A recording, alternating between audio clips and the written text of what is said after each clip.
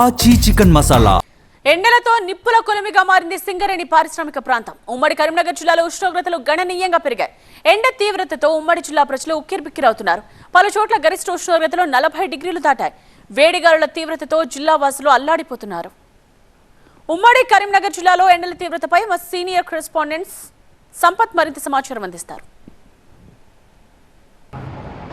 మార్చి నెలలోనే ఎండలు దంచి కొడుతున్నాయి. జనం బయటికి రావాలంటే బెంబలెత్తిపోయే పరిస్థితి మనకు కనబడుతుంది. ఉదయం 7 గంటలకే బాండు తన ప్రతాపం చూపుతున్నారు. ప్రధాన రోడ్లు మొత్తం కూడా నిర్మానుష్యంగా మారిపోయే ప్రస్తుతం నేను తెలంగాణ చౌక్ వద్ద ఉన్నాను. ఇప్పుడు చూడొచ్చు చాలా వరకు కూడా జనం బయటికి రాలేకపోతున్నారు. అత్యవసర పనులు ఉంటే మాత్రమే బయటికి వస్తున్నారు.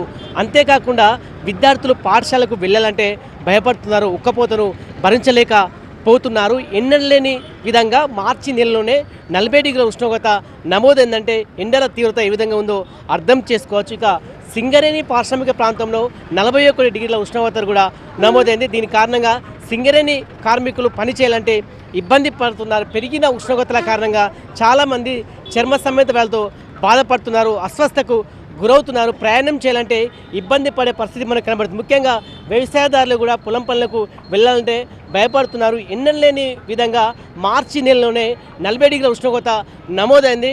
మరిన్ని రోజుల్లో కూడా ఉష్ణోగ్రత తీవ్రత పెరిగే అవకాశం అని చెప్పి ఇప్పటికే వాతావరణ శాఖ అలర్ట్ చేసింది. కెమెరా పర్సన్ సలీంతో సంపత్, TVN కరీంనగర్.